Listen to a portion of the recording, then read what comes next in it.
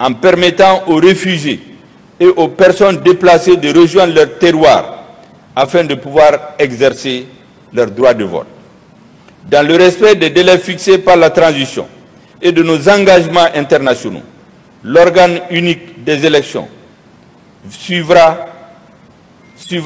un processus simple de mise en œuvre à travers la relecture de la loi électorale, l'installation d'un directoire national et des démembrements au niveau régional, local et dans les ambassades et consulats du Mali à l'extérieur.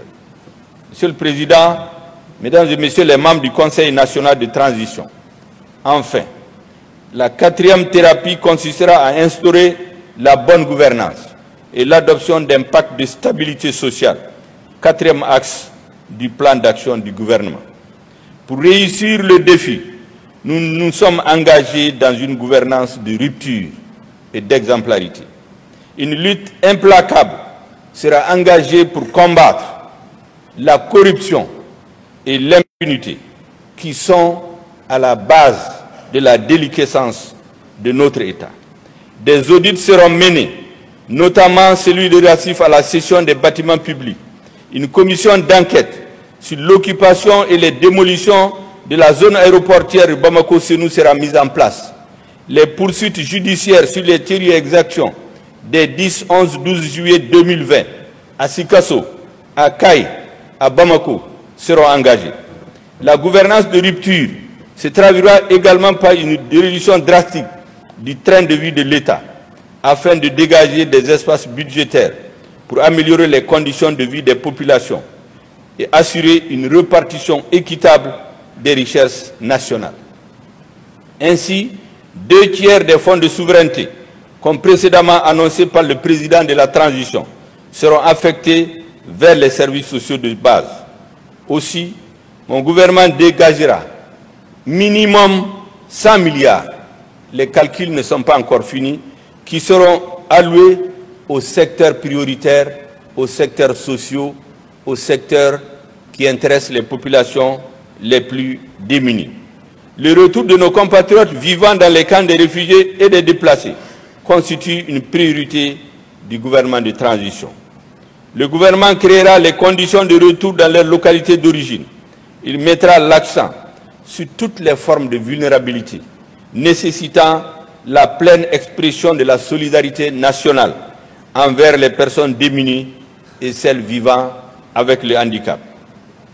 Pour plus de justice et d'équité, le gouvernement initiera dans les meilleurs délais une conférence sociale en concertation avec les partenaires sociaux et les acteurs concernés. Cette conférence sociale ne sera pas une recette de circonstances visant à soigner les symptômes du malaise généralisé que connaît le Front social dans notre pays depuis plusieurs décennies. Elle sera un exercice qui s'attaquera aux causes profondes de ces malaises par la recherche d'un nouveau contrat social entre l'État et les acteurs concernés. La conférence doit aboutir à des compromis dynamiques nécessaires pour les solutions ambitieuses et durables. Elle consolidera les acquis sociaux des travailleurs et répondra à leurs légitimes demandes de mieux-être tout en préservant les équilibres budgétaires de l'État. In fine, elle doit déboucher sur un pacte de stabilité sociale. Les prémices de cette nouvelle vision sociale se traduisent déjà à travers l'harmonisation de la grille salariale de la fonction publique et la poursuite du dialogue social.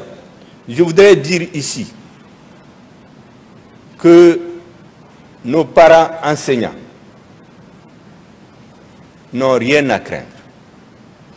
L'article 39, je le dis solennellement, n'a pas été abrogé.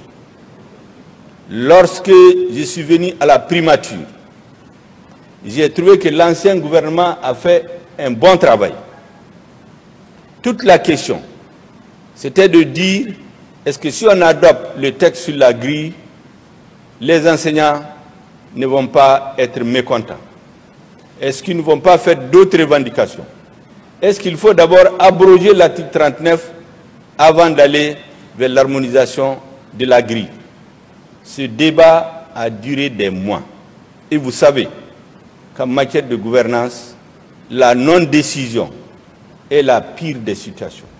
Lorsque nous sommes arrivés, nous avons dit clairement que l'article 39 est emblématique pour le monde enseignant, est emblématique pour les forces du changement. Vous vous souviendrez que pendant des mois, des enseignants ont manifesté, ont grévé. Ils n'ont pas été entendus. Parce qu'effectivement, il y avait des difficultés objectives. Ce n'est que lorsque le mouvement social a pris une ampleur devenue dangereuse pour le pouvoir en place, qu'il a été dit dans cette salle